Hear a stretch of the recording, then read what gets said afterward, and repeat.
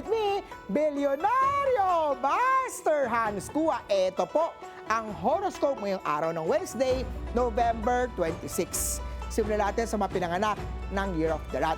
May pagtatapat ng damdamin mula sa isang taong matagal nang may gusto sa'yo.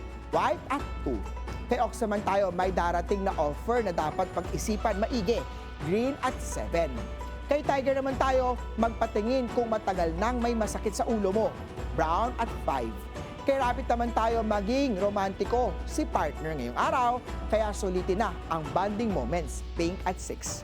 Kay Drago naman tayo, maghugas agad ng kamay kapag galing sa labas. Yellow at 9. Kay Snake naman tayo, may lihim na tagahanga, ngunit tahimik lang siya muna. Orange at 8.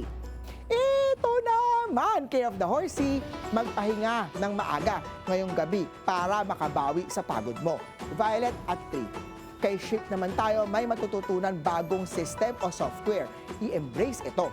Gold at 4. Kay Monkey naman tayo, may padating na changes sa schedule mo. Matuto maging flexible. Blue at 6.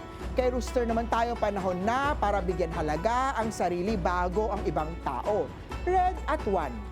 Kay Dog naman tayo, mag-vitamins at iwasan ang labis na stress, lalo na tuwing hapon. Gray at 5. Kay Pig naman tayo, may extra work pero may kasamang reward yan. Silver at 8.